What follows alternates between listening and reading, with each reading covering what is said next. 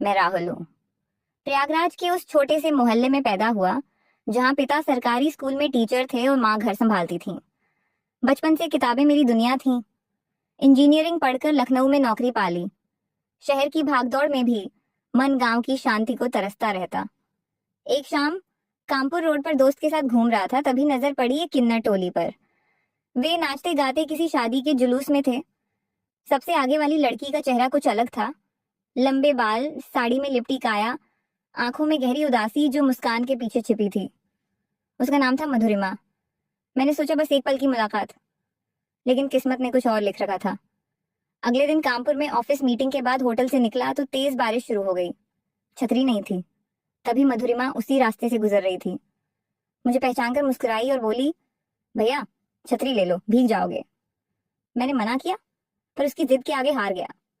दोनों पास की चाय की दुकान पर बैठ गए। बातें शुरू हुई। उसने बताया कि बचपन से लड़की जैसा महसूस करती थी।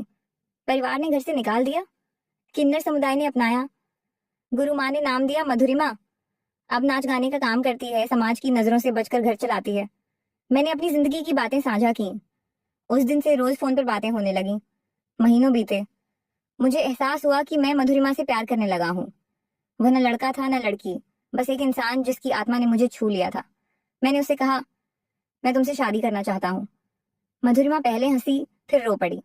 बोली, राहुल, समाज कभी स्वीकार नहीं करेगा। तुम्हारा परिवार, नौकरी सब खो जाओगे। पर मैं अड़ा रहा। बोला, प्यार सब जीत लेता है। हमने फैसला किया कि प्रयागराज जाकर परिवार से बात करेंगे। घर पहुंचा तो पिता ने पहले खुशी से गले लगाया, लेकिन मधुरिमा के बारे में सुनकर घर में तूफान आ गया।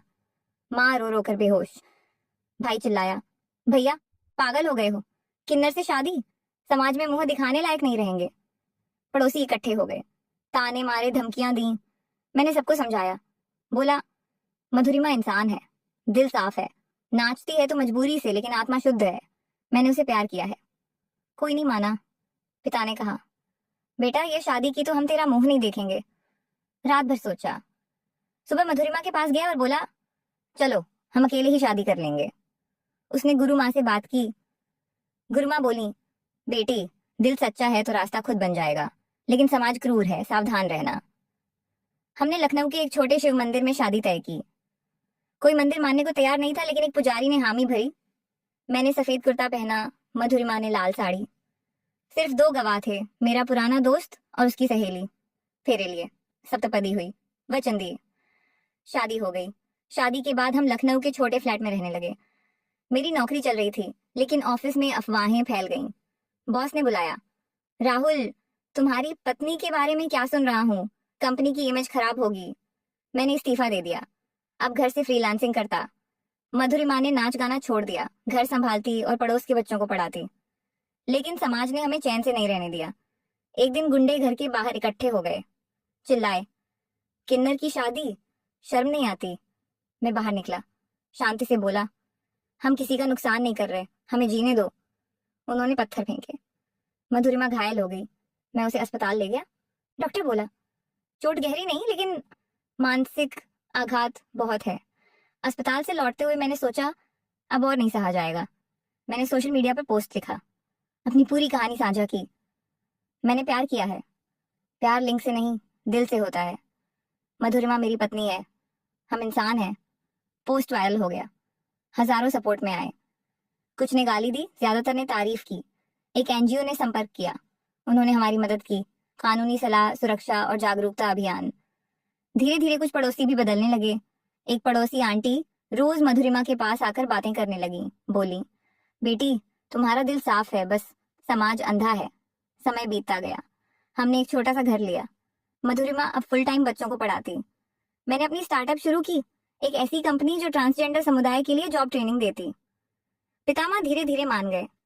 पहली बार जब वे लखनऊ आए, माँ ने मधुरिमा को गले लगाया। बोली, बेटी माफ कर देना, हम अंधे थे। भाई भी अब फोन पर बात करता। समाज अभी भी ताने मारता है, लेकिन हम मजबूत हो गए हैं। हर शाम हम दोनों बालकनी में बैठकर चाय पीते हैं। मधुरिमा मेरे कंधे पर सिर रखकर कहती है, राहुल तुमने मुझे इंसान बनाया।